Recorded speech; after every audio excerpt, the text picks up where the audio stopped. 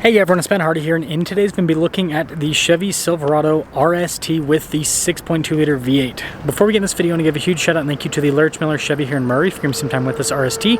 I'll include a link to their website in the description down below. Also include a link to my car buying guide. Let's get into it.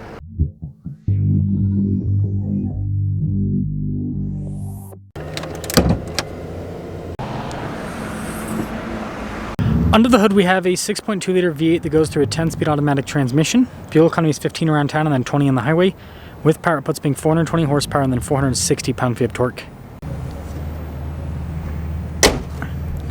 Before we move forward with this review, I do want to mention if you want to see more videos just like this, then I recommend you subscribe because I post content every single day. So taking a look at the hood, you guys can see 6.2L badge, so it's got the bad boy V8. Now down below, the RST does get the nicer headlights. And then the grill's all blacked out. You got the blacked out Chevy bow tie, red tow hooks here at the bottom, and then you got the fog lights, which is kind of interesting. You almost think this is a trail boss when you walk up to it initially because the red tow hooks. Tire and wheel setup is 275 by 60 by 20 in the front and over in the rear. And you can see here with the wheels all blacked out, and then I like the all-terrain tires. That's also a nice setup.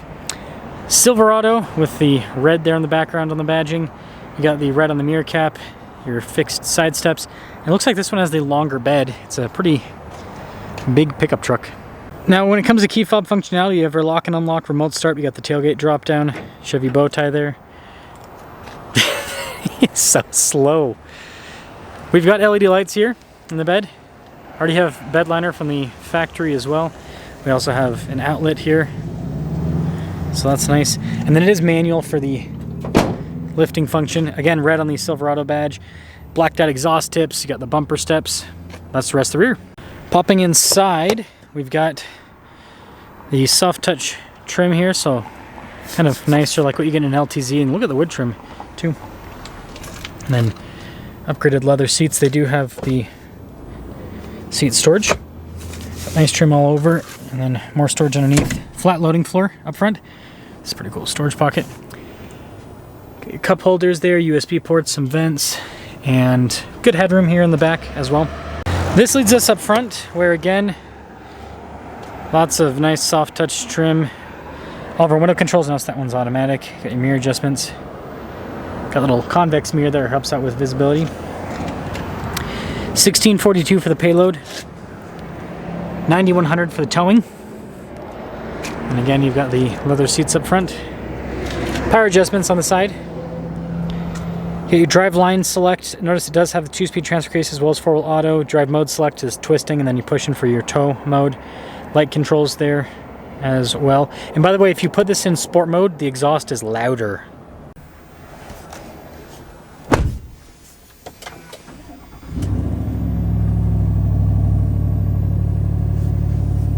Taking a look at the steering wheel, soft touch all around. Paddle shifters here on the back to manually shift. Radio controls below those. Bunch of practical controls in the front, so like your heated steering wheel, cruise control, controls there for the center screen, voice command controls, turn signal, windshield wiper stock.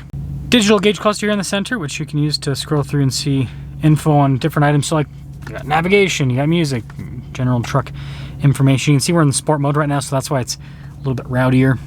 Just a backup camera in reverse, trajectory lines turn with the steering wheel, good resolution. And then as for the rest of the infotainment system, quick response time. We do have Android Auto and Apple CarPlay. You've got the little side tab there, as well as the shortcut bar here on the left side.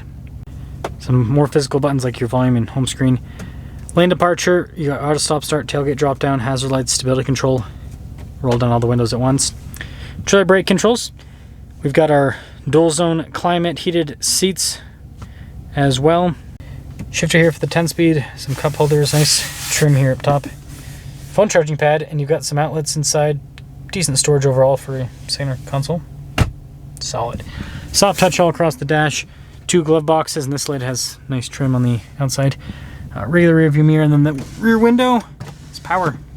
Okay, so here's our window sticker. 55K is the base MSRP. 69,095 is the total MSRP, and I guess this is the Redline Edition. Redline. What are we trying to get rid of? Anyways, let's see how it performs.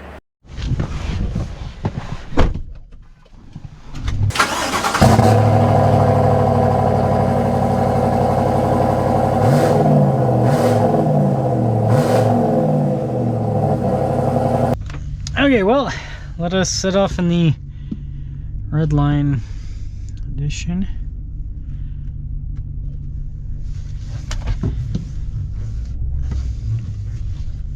Man, this is a big truck. When you add the longer bed, you have quite a bit of truck. I think this is, let's just do the math. So it's 230 plus, yes, this is over 240 inches in length, I think. And that's a long vehicle. We're in boat territory at this point. But, you know, it figures it out. You just got to take things, or at least I got to take things a little bit slower. Now the 6.2 V8's a really cool engine. Great torque.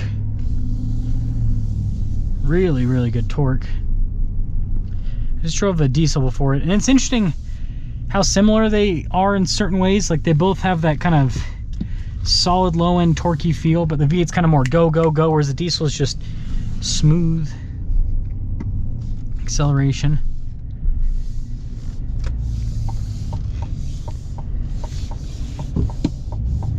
And we'll see how this gets up and moves. Oof. Definitely has a strong top end. Definitely has a strong top end. The one thing I will say is around town, the diesel doesn't really feel any slower than the 6.2 V8. It's once you get on the highway that the 6.2 really shines, where you feel that extra over 100 horsepower difference between the two powertrains. Sorry. Okay, I was gonna say, it feels like the stock is like flipped back, but it's kind of hard to tell. I think this guy's gonna cross, so we're just gonna wait a moment here. Okay. Always rather be safe than sorry.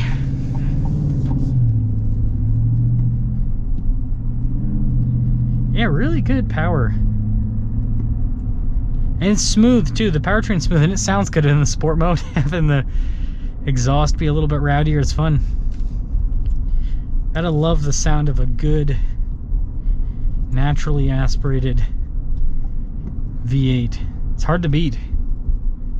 It's really hard to beat. And the suspension dampening ain't too bad either. It's also a nice thing that they've got set up here.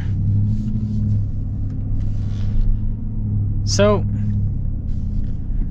summing things up with this Silverado RST, it's expensive. It's the first thing. It is expensive. Almost $70,000. I mean, you're well into LTZ territory when it comes to pricing. Yeah, man, that's a weird driveway to have to back out of. I will say that. Just go by. Yeah, it's in LTZ territory in terms of pricing. So it's up there. But, you know, you got the 6.2 V8, whereas in an LTZ in this range, you're probably going to have the 5.3, I think. I might be wrong on that, but I think you probably have the 5.3. Aside from that, it's, generally speaking, this drives well. I like it.